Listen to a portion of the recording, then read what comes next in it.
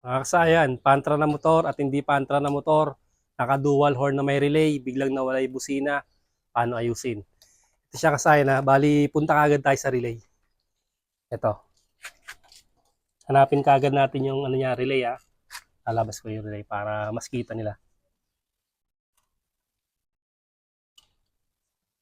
Sa relay kagad kayo pupunta para mas madaling malaman kung ano yung naging problema.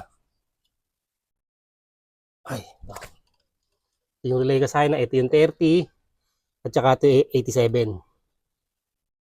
Gutin natin yung 87 ha.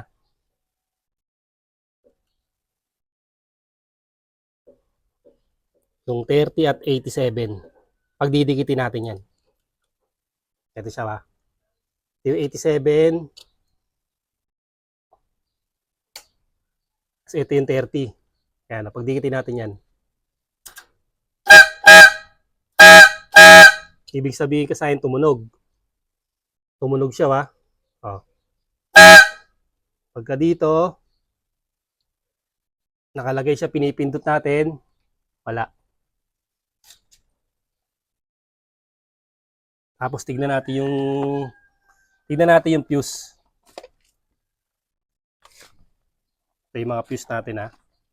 Kaya lang nakalimutan ko na rito kung nasan yung ano. Yung nasa yung busina. Tetest lang natin ang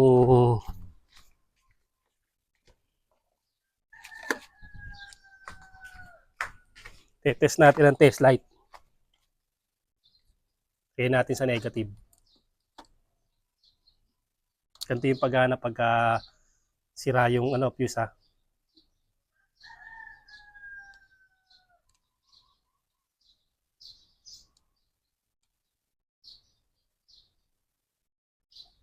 Meron, dapat meron din dito. Wala. Yun. Meron. Buo yung fuse, ibig sabihin meron. Meron. Meron. Meron. Okay. Lahat ng fuse buo. Ibig sabihin kasi naging problema natin ito ay pindutan. Ito.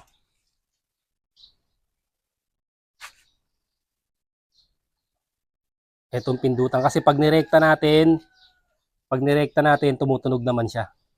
Kagaya ng ginawa natin. Pag narekta yung ano, yung 30 at yung 87, tumutunog siya. Ayun, 30 at 87. Oh. Ito kasayan. Bali, bubuksan natin dito. Ito siya ba? Ito yung pindutan niya. At tatry muna natin itong linisin bago tayo magano. Bago tayo pupunta sa wiring. Linisin mo ano, bubuksan natin at linisin natin. Nakasaya nabuksan na natin, oh.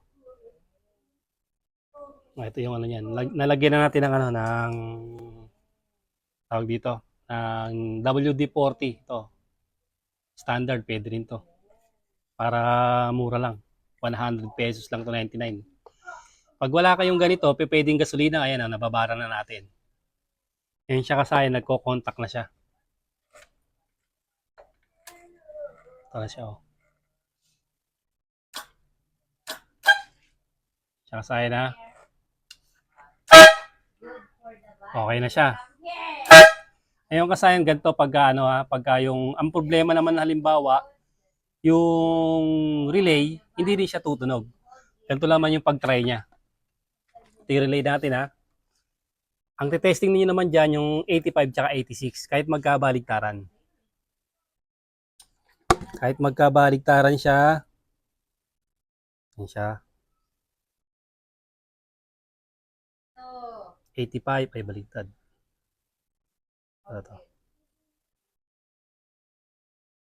Kahit magkabaligtaran ang test niya, basta 85, 80, ano, ayan siya. Hindi kita, ano.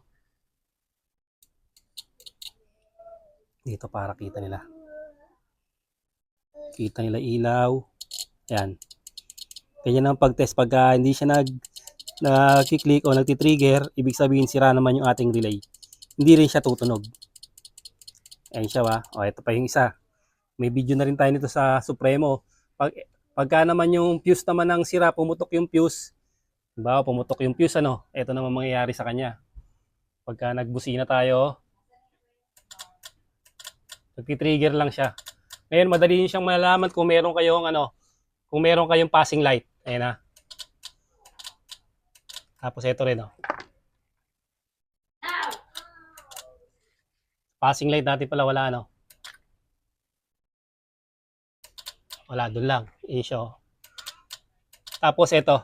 Tutukan mo rito. May ilaw yung pag nagpindo tayo, hindi kagaya kanina, wala yan, Walang trigger.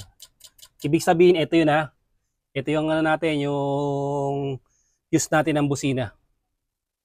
Pag putok to, gano'n naman ang mangyayari. Tutunog-tunog lang siya, pero hindi magtutuloy-tuloy. Magti-trigger lang yung ating, yung relay. Pag buo na yung fuse natin, tutunog na siya. Okay na yung natin. Bali, ang naging problema nito, pindutan. Dati kasi ang naging sira niya, kaya nalaman ko na dito, kahit malakas pa yung pindutan, eto siya, Naglolo ko na rin yung kanyang mini driving light. Pansinin nyo, Ayan, Dapat pagbaba natin yan, iilaw na siya. Kailangan mo pang galaw-galawin. Kung ganito naman yung switch nyo, nasira yung isang pindutan, pwede yung ilipat dito sa kabila. Pagka nasira pa rin to, pwede nyo pang ilipat dito. Kasi tatlo pwede yung gamitin rito, gamiting busina, horn with passing light. Bali, ang naging problema ka sa akin, pindutan Pindutan yung naging problema niyan. Hanggang dito na lang mga kasayan. Salamat sa panonood.